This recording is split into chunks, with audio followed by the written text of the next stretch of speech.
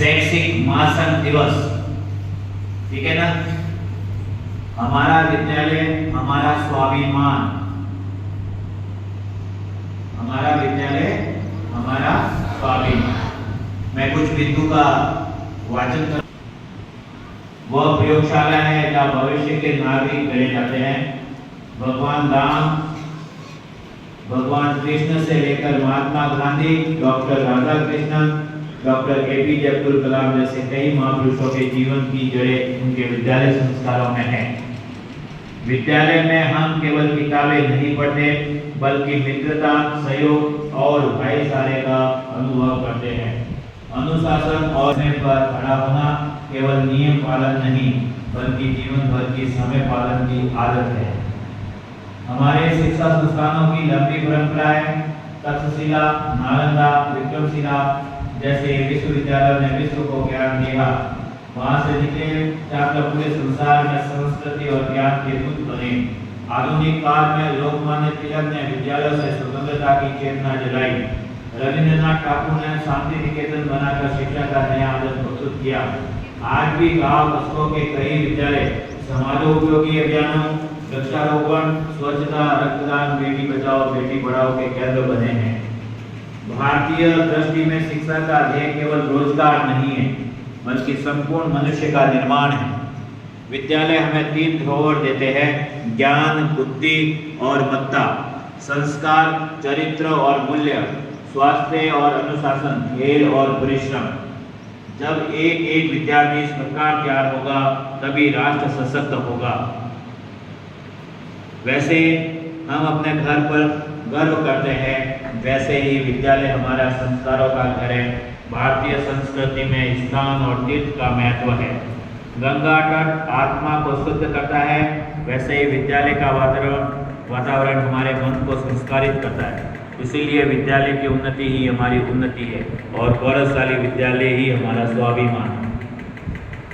विद्यार्थियों की भूमिका स्वच्छता और अनुशासन का पालन करना, समय का सदुपयोग करना, गतिविधियों में उत्साहपूर्वक भाग लेना। शिक्षक की भूमिका गुरु केवल अध्यापक नहीं बल्कि मार्गदर्शक और आदर्श है। आचार्य का अर्थ है जो आचरण से सिखाए। यदि शिक्षक निष्ठा से पढ़ाए और विद्यार्थी परिश्रम से पढ़े तो विद्यालय तीर्थ बन जाता है। 5 संकल्प करने योग्य है जो है, अभी आपको बाद में संकल्प लिया जाएगा।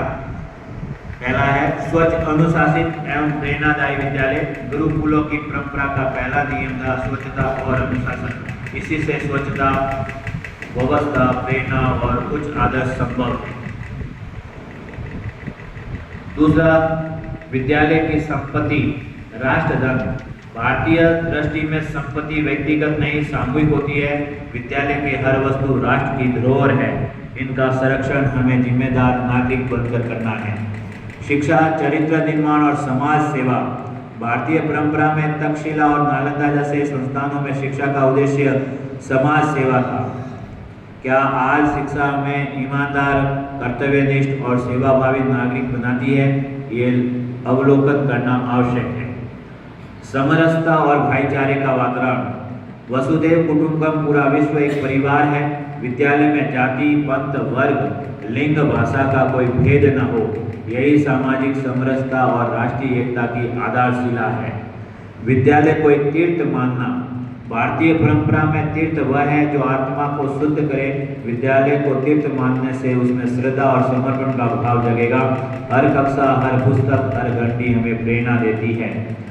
कल्पना कीजिए यदि देश के विद्यालयों के शिक्षक और विद्यार्थी 5 संकल्पों को निभाए तो कैसा भारत बनेगा। हर विद्यालय स्वच्छ, अनुशासित और प्रेरणादायी होगा। हर विद्यार्थी संस्कारित और आत्मविश्वासी होगा। हर शिक्षक आदर्श और प्रेरणा का स्रोत बनेगा। भारत पुनः विश्व गुरु की भूमिका निभाएगा। आज का दिन केवल आयोजन नहीं बल्कि आंदोलन की शुरुआत है।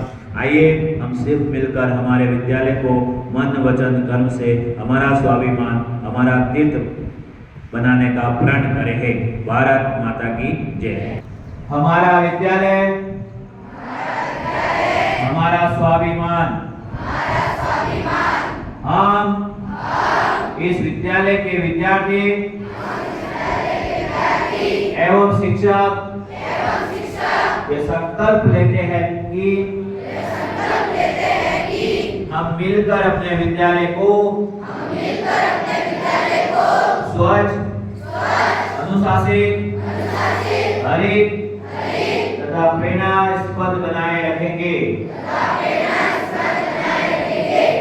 हम विद्यालय के संपदा संसाधन तथा समय को राष्ट्र धन मानते हुए उनका संरक्षण और विवेकपूर्ण उपयोग करेंगे। हम विद्यालय में ऐसा वातावरण बनाएंगे जहाँ कोई भेदभाव नहीं होगा। हम सभी समभाव से सीखने और सिखाने के पथ पर अग्रसर रहेंगे। हम शिक्षा को केवल ज्ञान का माध्यम नहीं, अपितु चरित्र निर्माण, आत्म विकास और समाज सेवा का साधन मानकर कार्य करेंगे। हम इस विद्यालय को केवल एक संस्था नहीं, अपितु संस्कार, सेवा और समर्पण का तीर्थ मानते हुए इसका गौरव बढ़ाने हेतु